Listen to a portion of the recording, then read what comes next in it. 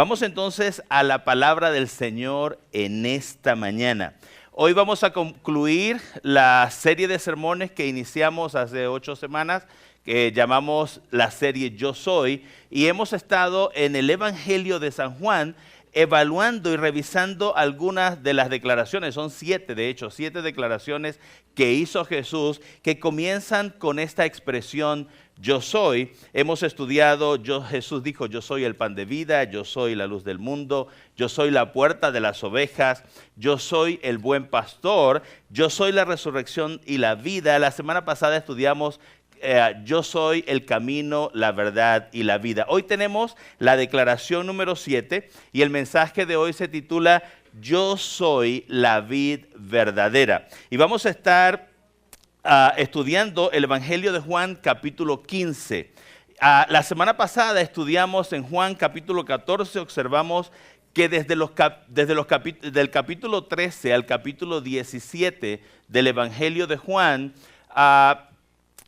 Jesús está preocupado, cargado en su corazón por la condición emocional y espiritual de sus discípulos. Él sabe lo que van a atravesar en los días siguientes. Recuerde que estudiamos la última Pascua de Jesús, la pasión de Jesús. Él sabe lo que sus discípulos están atravesando, lo que él mismo está atravesando, y Jesús quiso darles consuelo y fortalecer sus corazones. Pasamos entonces hoy al capítulo 15 del Evangelio de Juan, y voy a leer para ustedes los versículos 1 al 8, pero mientras leemos este texto bíblico, yo quiero que tenga en cuenta que esta es una conversación entre Jesús y sus discípulos. Esto ocurre, no hemos salido de la Pascua aún, esto ocurre durante la última Pascua de Jesús, antes de Jesús ser entregado, ser arrestado para ser crucificado. Jesús está afirmando el débil corazón de sus discípulos, está sembrando en sus corazones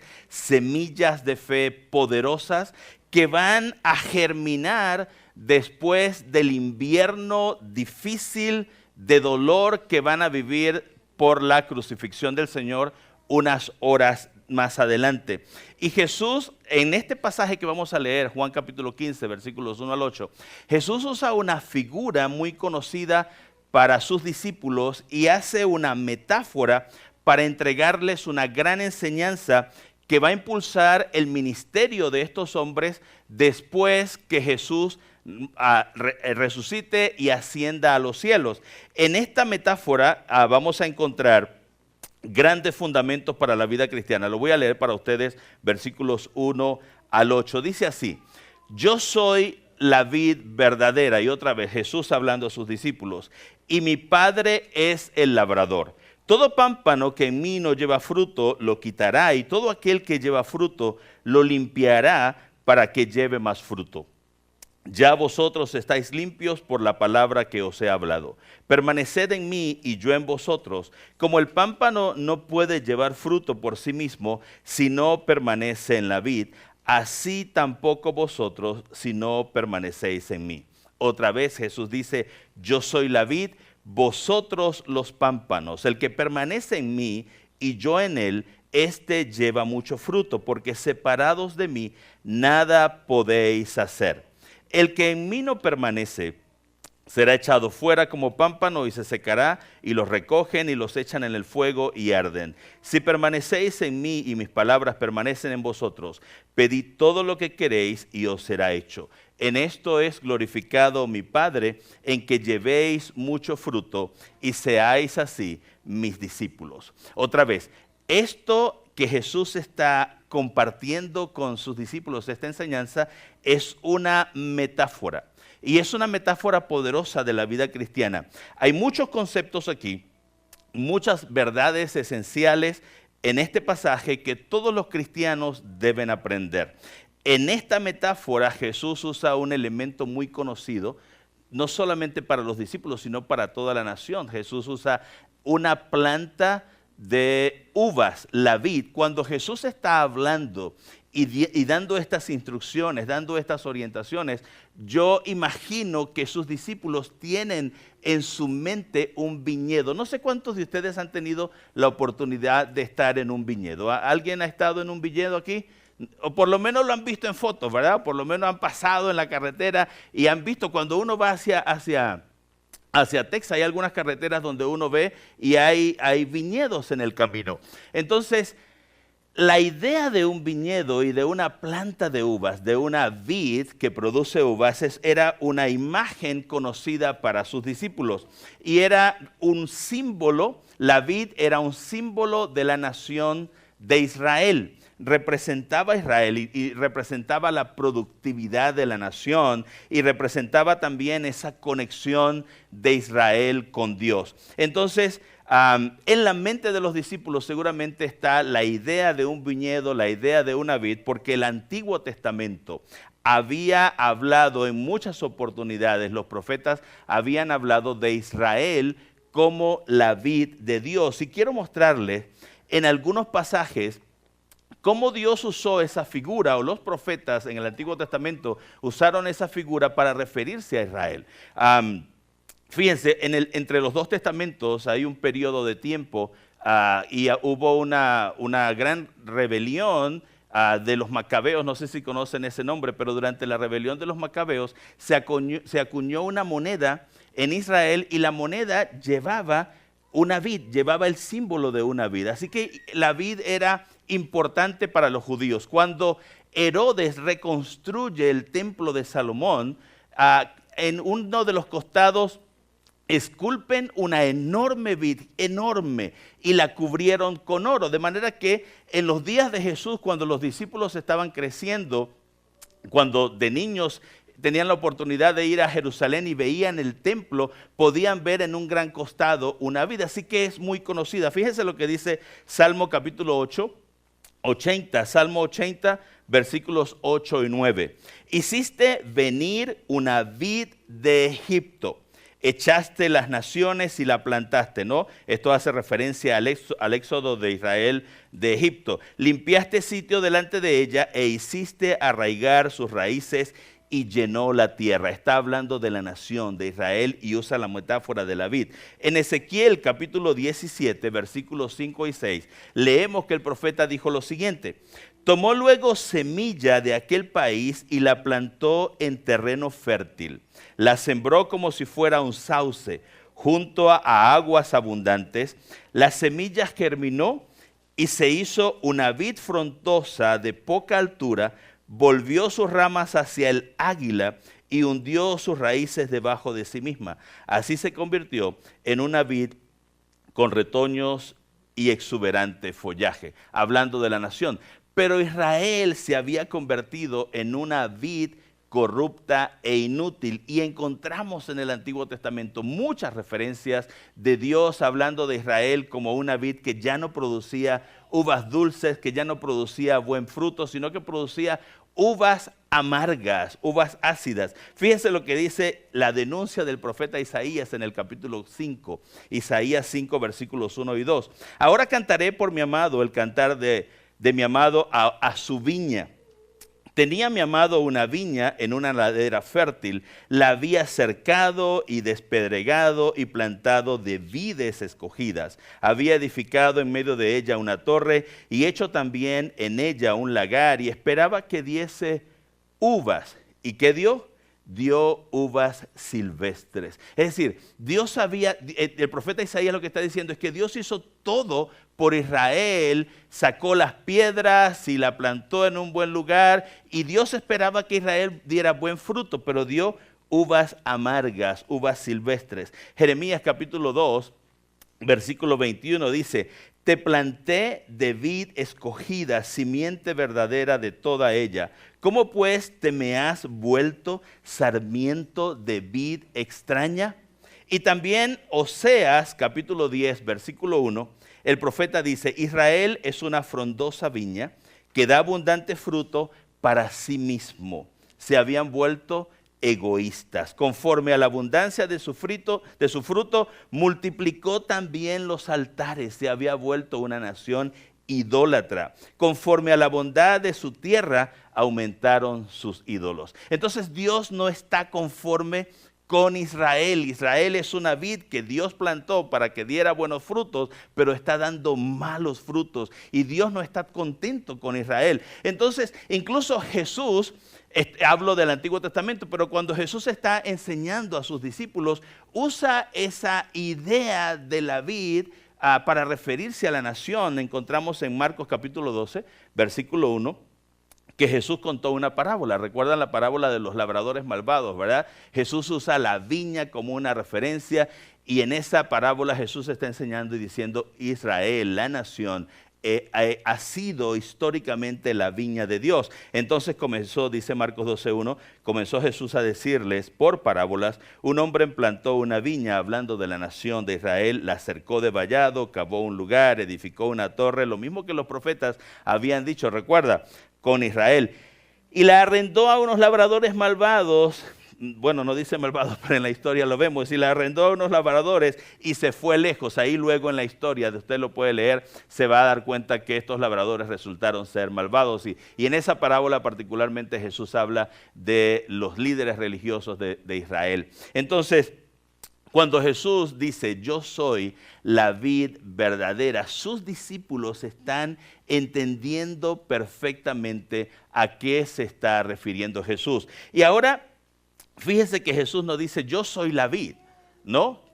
Dice: yo soy la vid verdadera, haciendo referencia a que Israel se había convertido en una vid inútil, en una vid corrupta. Entonces Jesús dice: yo soy la vid verdadera. Vamos allí en sus notas, si usted recibió el boletín de esta mañana, allí están las notas del sermón y le voy a ir guiando para tomar notas y se pueda llevar la enseñanza y luego repasarla en casa.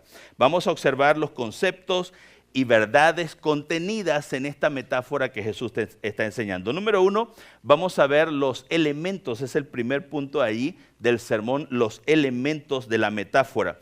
Es fácil identificar cuáles son los elementos que Jesús está usando en esta metáfora. Hay 3 elementos. El versículo 1 dice: yo soy la vid verdadera y mi Padre es el labrador. Todo pámpano que en mí no lleva fruto lo quitará, y todo aquel que lleva fruto lo limpiará para que lleve más fruto. ¿Cuáles son los 3 elementos? Fácilmente, ¿verdad? La vid es el primer elemento. ¿Quién es la vid? Jesús dice que Él es la vid. Yo soy la vid verdadera. Entonces, en la metáfora, la vid representa a Jesús.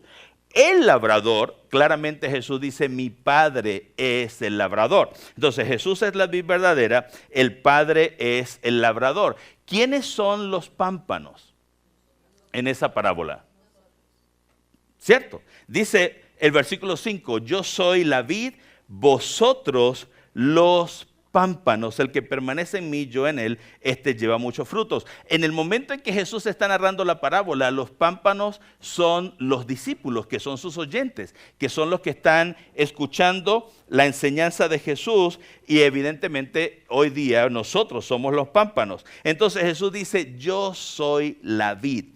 La vid era una planta, un arbusto pequeño, como una enredadera, y era un poco, el árbol de la vid o el tronco de la vid es un poco leñoso, crece bastante, la vid puede extenderse hasta unos 30 metros de extensión. Por eso las vides, si usted va a encontrar en los viñedos, que se construyen unas estructuras y se coloca alambre y se atan los... ¿cómo es que se llama este dedo? Los pulgares. Se me olvidó.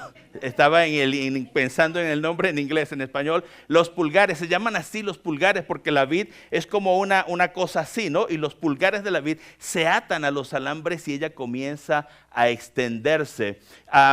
Y estas estructuras sostienen la vid. Y una cosa que es importante que podamos saber en esta mañana es que la vid requiere y necesita una poda constante. Durante el verano, durante el invierno, permanentemente los trabajadores que trabajan en el viñedo están constantemente revisando las vides para podarla, para que la vid pueda dar buen fruto. La poda es esencial para que los pulgares de la vid. Así los llaman porque parecen un pulgar. Usted ve el tronco y lo ve así, parece un pulgar. Los pulgares de la vid se mantengan saludables y puedan dar pámpanos, le salen unas yemas como unos botones ahí y a partir de allí salen los pámpanos. No crea que yo he trabajado en un viñedo, sino que estuve estudiando sobre la vid enormemente para aprender. He estado, pero no sé tanto. Entonces Jesús dice, yo soy la vid, mi padre es el labrador. Y una de las cosas que aprendemos cuando estudiamos y vemos a la gente, los viticultores que trabajan en los viñedos, es que el labrador juega también un rol importante en la vid. Tiene que limpiar alrededor, sacar las piedras, cuidar la vid, porque hay mucha supervisión que necesita esta planta. Imagínense que un artículo que leí dice que actualmente en Alemania están usando, en los viñedos en Alemania de gran producción de vino, están usando drones para el cultivo de la vid, y lo que hacen los drones es que supervisan las plantas, ¿no? Como requiere tanta atención cada vid, cada planta, están usando drones y el dron va por cada uno de los pasillos revisando la planta, revisando la vid, verificando que no tenga hongos y que los pámpanos que han sido dejados en la vid estén saludables para poder dar fruto. Entonces, yo soy la vid, dice Jesús, mi padre es el labrador, y le dice a sus discípulos, ustedes son los pámpanos. ¿Qué son los pámpanos exactamente en la vid? Los pámpanos son el último eslabón de la vid donde se produce el fruto. A veces podemos incluso confundir los pámpanos con las ramas. No son exactamente las ramas. Los pulgares estos son las ramas y se convierten luego en sarmientos leñosos, pero en esos sarmientos leñosos salen unas yemas, así los llaman, salen unas yemas y de esas yemas entonces en la primavera sale el pámpano. Y entonces el pámpano sale como un brote, aparece una oruga. No sé si ha tenido la oportunidad de ver una mariposa que está como en un capullo, parece un capullo de mariposa, y luego en primavera sale más o menos al invierno, comienza a hincharse el capullo, y en primavera comienza a salir las hojas y a salir los zarcillos. Los zarcillos son esos cositos como parece un hilito que se enreda en la vid. Y eso permite que se vaya tejiendo y entonces comienza a salir las hojas y inmediatamente sale el brote del fruto, sale el racimo, pero parece una cosita diminuta de guisantes, ocurre en primavera. Todo el ciclo de vida de la vid dura todo un año y entonces más o menos en el verano, el racimo de uva comienza, ya parece un racimo de guisantes y comienza a tomar cuerpo y a cambiar de color. Durante todo ese proceso, el labrador está pendiente de que ese pámpano, de que ese racimo pueda fructificar. Hay muchas variedades de uvas y cambian de color y no sé si sabe algo de vinos, pero depende de la variedad de uva, entonces el vino que se produce, ¿no? Y hay algunas personas que son expertas en vino. Entre verano y otoño comienza entonces a madurar, la etapa de maduración, a cambiar de color y a ponerse dulce el racimo de uvas, y luego entonces al final del otoño, acercándose al invierno, mucho antes del invierno, entonces se hace la vendimia de la uva, se cosecha la uva. Porque ¿qué ocurre otra vez al final del otoño y el invierno? La planta muere, todo lo que se ve alrededor muere y lo que queda es el tronco leñoso, para luego en primavera volver el ciclo, ¿no? Entonces es un proceso interesante y los discípulos conocían la vida de una vid. Era muy común que las familias tuvieran en su casa una planta de uva, la cual cuidaban, y así que los judíos estaban muy familiarizados con todo lo que ocurría. Jesús usa esos tres elementos: yo soy la vid, mi padre es el labrador y ustedes son los pámpanos. Vamos al segundo punto rápidamente. Vimos los elementos de la metáfora. Vamos a ver las enseñanzas. ¿Qué está enseñando Jesús con esta metáfora? Las enseñanzas de la metáfora. Número 1, la primera enseñanza que aprendemos es que la poda es crucial para la salud del pámpano. La poda es crucial para la salud del pámpano. Una de las cosas que saben los viticultores es que el follaje excesivo afecta a la planta. Fíjense, las muchas hojas y las muchas ramitas afectan a la planta. ¿Qué hace el viticultor? Se va de vid en vid y revisa el pulgar de la vid y solamente deja 4 posibles pámpanos entre una vid y la otra. No es necesario más, porque cuando hay demasiado follaje en la vid, la vid se enferma. Es muy fácil que se concentre demasiada humedad y que entonces la vid tome hongos y ácaros y se llena de animalitos, insectos, y entonces los pámpanos que deberían dar fruto o que ya traen consigo mismo el fruto, se pudren y no pueden dar fruto. Miren lo que dice Jesús: todo pámpano que en mí no lleva fruto, el Padre, que es el labrador, lo quitará, y todo aquel que lleva fruto lo limpiará. Es decir, las ramitas alrededor y las hojas alrededor que salen alrededor del pámpano en el pulgar, en la rama leñosa de la vid, el viticultor las quita para que el capullito del pámpano quede solo y entonces pueda dar fruto. Versículo 3 dice: ya vosotros estáis limpios por la palabra que os he hablado. La poda es dolorosa. La poda no es agradable. No sé usted si tiene la oportunidad de tener plantas en su casa. ¿Quiénes tienen plantas? A mí me gusta sembrar, me gusta cultivar. Aunque ahorita no tengo mucho para cultivar, estoy criando pollos. Y qué bueno, como huevos todos los días de los pollos. Pero cuando he tenido la oportunidad de tener plantas en casa, es un trabajo, ¿cierto? Ir y ver las plantas, revisar las hojas, que esté bien. Y a veces uno tiene que quitar de la planta cosas que no están bien. La poda no es agradable, es dolorosa, pero es necesaria. Y el viticultor va de vid en vid quitando lo que perjudica al pámpano. Así es Dios con nosotros. Hay cosas en nuestra vida que están de más. Hay cosas en nuestra vida que están quitando, están restando. Hay cosas en nuestra vida que nos afectan, que nos dañan. Pudieran verse bonitas, como las hojitas alrededor de los pámpanos que se comen la savia del pámpano.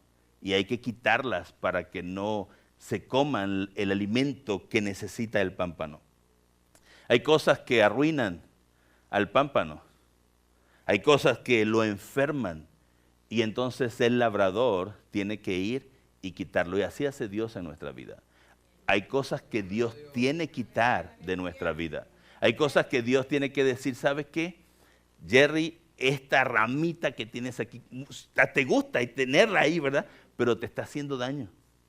Se te está comiendo la savia que te impide ser fructífero. Entonces, podar no es sencillo y duele, le duele a la planta. Cuando Dios nos quita cosas a nosotros también nos duele. Pero hay cosas que Dios tiene que quitar. Porque hay cosas que nosotros pensamos que están bien en nuestra vida, pero Dios sabe que no están bien. Dios sabe que se tienen que ir. Nosotros pensamos que es bueno, pero Dios sabe que nos va a hacer daño. Y por eso Dios lo quita. Como el viticultor que va en cada lado y quita lo que está alrededor del pámpano. Y uno parece, pero se veía bonita la planta, si no, le va a hacer daño. Él va a evitar que el pámpano pueda ser productivo. Se va a comer los nutrientes que el pámpano necesita. Y hay hojas que están allí secas, marchitas o enfermas, que si se dejan allí, entonces contamina toda la planta. Entonces hay cosas en nuestra vida que nos están haciendo daño y si se quedan allí, nos van a hacer peor. Entonces Dios tiene que quitarlas muchas veces. Entonces la poda es crucial para la salud del pámpano. Y lo que Jesús está diciendo: todo pámpano que en mí no lleva fruto lo quitará, y todo aquel que lleva fruto lo limpiará. Cuando el viticultor revisa el pámpano y ve que es un pámpano estéril, porque el pámpano trae todo el ADN del racimo de uva. Y cuando apenas brota, se ve el pámpano, se ve el racimo de uva dentro del pámpano. Si no está allí, ¿qué hace el viticultor? Lo estirpa, lo quita, porque es un pámpano infértil. Lo que va a hacer es consumir savia de la vid y va a arruinar a los otros pámpanos. Así hay áreas en nuestra vida que se están consumiendo tiempo, energía, afectando nuestras emociones. Así hay cosas en nuestra vida que nos están haciendo más daño que bien. Entonces Dios tiene que llegar y aunque nos duela, quitarlas de allí. Y saben que el labrador es soberano. Él es el dueño de la viña. Cuando Jesús dice, yo soy la vid, mi Padre es el labrador. La vid no se puede negar, no puede quitarse. El labrador es el dueño de la viña y es soberano y llega sencillamente, quita cuando Él quiere quitar. Entonces Dios trabaja de esa manera con nosotros. Él es soberano, hermanos. Él es el labrador, Él es el dueño de nuestra vida. Aunque nosotros estemos rendidos a Él o no, Él va a trabajar en nuestra vida. La segunda cosa que aprendemos de esta metáfora, la segunda enseñanza, es que la vida del pámpano está en la vid. La vida del pámpano está en la vid. Es decir, el pámpano, lo que Jesús está diciendo, versículos 4 y 5, es que el pámpano no tiene vida en sí mismo. El pámpano no es independiente de la vid. Necesita a la vid para existir. Dice versículo 4, permaneced en mí y yo en vosotros, como el pámpano no puede llevar fruto por sí mismo si no permanece en la vid. Así tampoco vosotros si no permanecéis en mí. Yo soy la vid, vosotros los pámpanos, el que permanece en mí, yo en él, este llevará mucho fruto. ¿Por qué? Separados de mí, nada podéis hacer. El pámpano es lo más hermoso de la vid. La vid, otra vez, es un tronco leñoso que no tiene atractivo, no es una cosa. Pero en la vendimia, en la cosecha, cuando los segadores van de pasillo en pasillo, ¿qué andan buscando? El racimo de uva. Van a cada pámpano y toman el racimo de uva. Allí está lo mejor de la vid, lo más hermoso. Y si usted tiene la oportunidad de visitar a un viñedo en plena producción, se ve hermoso los pámpanos cuando comienzan en cada yema, comienzan a salir, comienzan a hincharse y comienza el pámpano a salir. Y ahí está la vida. La vida se ve reflejada. Pero ¿de dónde proviene la vida del pámpano? De la savia que le provee la vid, que el tronco le lleva. La vid está diseñada por Dios para... El tronco tiene canales que lleva separadamente dos tipos de savia. La planta de la vid es una planta extraordinaria, Dios la usa y cuando uno la estudia, a mí me emocionó estudiar esta metáfora porque la planta toma de la tierra las diferentes raíces, toma de la tierra y produce dos tipos de savia. Y a través de canales especiales como un diseño especial, un diseño inteligente y a través de canales lleva la savia al pámpano cuando esa savia se necesita.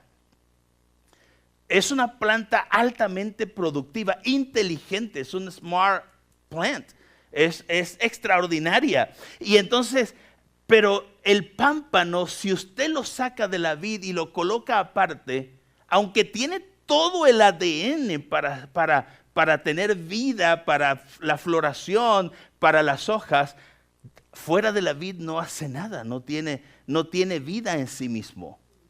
La savia que produce la vid, entonces es lo que le da vida al pámpano. No puede sacar, incluso si usted saca todo el pulgar, saca y despedaza la vid y saca el pulgar y lo pone aparte, el pámpano se muere.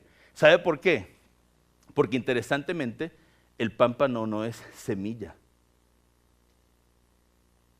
El pámpano no es semilla. Cuando usted agarra una fruta de mango, por ejemplo, o aguacate, lo que sea, tiene una semilla. Y la semilla contiene el ADN y la vida. Usted siembra la semilla y produce, ¿cierto? Pero el pámpano no es semilla. Cuando uno estudia esto, se da cuenta, es cierto lo que Jesús está diciendo. Los pámpanos no pueden hacer nada por sí mismos, porque contiene, interesantemente, científicamente, contiene todo el ADN de la planta, pero sin la savia, los dos tipos de savia que la vid le entrega, el pámpano no funciona, es inerte completamente. Hermanos, así somos nosotros. Fuimos creados por Dios para estar conectados a Él. Dios no nos creó para ser seres independientes. Nos creó para tener una relación personal con Él. ¿Qué pasa cuando nosotros decidimos vivir nuestras vidas separados de Dios? Nos hacemos daños a nosotros mismos. Le hacemos daño a otras personas. Producimos mal en esta sociedad. Así funciona. Y Jesús está usando esta metáfora para enseñar cosas tan profundas aquí. No podemos vivir separados de Dios. Dios nos creó para tener una relación personal con Él. Y Él quiere darnos vida y vida abundante, y que caminemos con Él y que vivamos con Él. Dios quiere lo mejor para nosotros. Número 3, la productividad del pámpano está en la vid.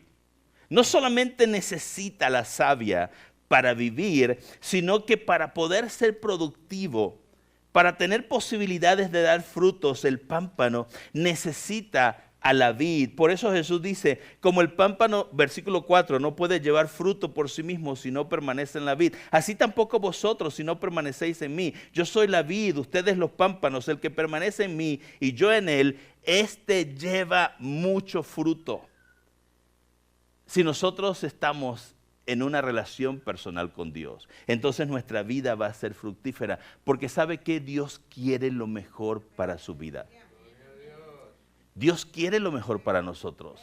Mire, el quinto mandamiento, Éxodo capítulo 20, versículo 12, dice, honra a tu padre y a tu madre para que te vaya bien y tus días se alarguen sobre la tierra que Jehová tu Dios te da. Dios quiere que a nosotros nos vaya bien en la vida. Dios quiere, la voluntad de Dios no es que vivamos del timbo al tambo, tropezándonos y cayéndonos y raspándonos las rodillas y golpeándonos y haciéndonos daño. Dios quiere que vivamos una vida con propósito, que vivamos una vida fructífera. Deuteronomio capítulo 5, versículos 32 y 33. Dios le dijo al pueblo de Israel, mirad pues que hagáis como Jehová vuestro Dios os ha mandado. No os apartéis ni a diestra ni a siniestra. Andad en todo el camino que Jehová vuestro Dios os ha mandado, para que viváis y os vaya bien. Tengáis largos días en la tierra que habéis de poseer. Él es nuestro creador y quiere que nos vaya bien en la vida. No sé qué imagen usted tenga de Dios. Dios no es un Dios que está metiéndole el pie para que usted se caiga o se burla o se ríe cuando usted se hace daño. Dios sufre con nuestro dolor. Cuando nosotros nos autoinfligimos dolor por nuestras malas decisiones, por nuestra forma de vivir, Dios sufre nuestro dolor porque Él espera. Yo no sé si su hijo se ha caído alguna vez y usted se ha burlado y se ríe del dolor. No, usted sale corriendo a buscar al niño para que no sufra. Una madre corre y levanta al hijo. Dios nos ama de esa manera y le duele cuando nosotros nos tropezamos en la vida y nos hundimos en nuestras malas decisiones. Porque Él espera lo mejor. Él espera que nos vaya bien. Dios es bueno y quiere lo mejor para nuestra vida. Mire lo que dice el Salmo 144, versículos 5 y 9. Me encanta este salmo. Bienaventurado aquel cuyo ayudador es el Dios de Jacob, cuya esperanza está en Jehová, su Dios, el cual hizo los cielos y la tierra y todo lo que en ellos hay, que guarda verdad para siempre, que hace justicia a los agraviados, que da pan a los hambrientos. Jehová liberta a los cautivos, Jehová abre los ojos a los ciegos, Jehová levanta a los caídos, Jehová ama a los justos, Jehová guarda a los extranjeros, al huérfano y a la viuda sostiene, y el camino de los impíos trastornas. Dios es bueno y tiene cuidado de nosotros y quiere lo mejor para nuestras vidas. Número 3, rápidamente, y con esto termino el mensaje en esta mañana, no solamente los elementos de la metáfora, sino las enseñanzas que encontramos en ella, pero también el Señor nos da 2 exhortaciones, las exhortaciones de esta metáfora. Hay 2 exhortaciones muy claras en esta conversación de Jesús con sus discípulos. La primera es: permanezcan en mi amor. Jesús les dice, versículo 9, como el Padre me ha amado, así también yo os he amado. Permaneced en mi amor. Si guardareis mis mandamientos, permaneceréis en mi amor, así como yo he guardado los mandamientos de mi Padre y permanezco en su amor. Entonces Jesús está usando la figura de permanecer unidos a la vid siempre. Cuando Jesús está narrando esta metáfora, usa muchas veces versículo 4, permaneced en mí y yo en vosotros. Si no permanece en la vid, permaneced 3 veces en el versículo 4, versículo 5. El que permanece en mí, yo en él. En el versículo 6 otra vez, el que en mí no permanece. Luego en el versículo 7, si permanecéis en mí y mis palabras permanecen en vosotros. Permanecer es una palabra que se va repitiendo versículo a versículo. Y luego en el versículo 9 dice, permanezcan en mi amor. ¿Cómo? Si esa es la exhortación, ¿cómo podemos permanecer en su amor? ¿Cuál es la clave? Jesús dice, versículo 10, si guardareis mis mandamientos, permaneceréis en mi amor, así como yo he guardado los mandamientos de mi Padre y permanezco en su amor. La clave es obediencia para permanecer pegado, unido a la vid, para permanecer en el amor de Dios. La clave es obediencia. Él usa la palabra, si guardareis mis mandamientos. Y guardar aquí no tiene que ver con tomar algo y guardarlo en una gaveta, no. Es ponerlo por obra, ponerlo en práctica. Si ustedes ponen en práctica mis mandamientos, voy a decir eso otra vez. Aquí no está diciendo si lo guardan de esconderlo en un lugar, ¿no? O de tener una Biblia abierta en la casa. No, es ponerlo en práctica, es esto que está aquí. Dicho sea de paso, la Biblia no se nos entregó para que la memoricemos o para que la tengamos abierta en la casa o para que no la sepamos toda de pie a cabeza. No hacemos nada con eso, sino la vivimos. ¿Qué hago yo con saber todo lo que dice aquí? Tener mucho conocimiento y no vivo lo que está aquí. La Biblia, no importa cuánto usted sepa o cuánto no sepa, si usted está haciendo algo de lo que dice aquí, usted está haciendo lo que el Señor quiere. Porque Él lo que quiere es que obedezcamos, no que sepamos. Podemos saber mucho, pero no se trata de tener conocimiento, se trata de que estas palabras se conviertan en vida en nuestra vida, en nuestro diario vivir. Número 2, la segunda exhortación es, ámense unos a otros. Dice el versículo 12, este es mi mandamiento, que os améis unos a otros, como yo os he amado. Nadie tiene mayor amor que este, que uno ponga su vida por sus amigos. Versículo 17. Esto os mando, esta es la segunda exhortación, que os améis unos a otros.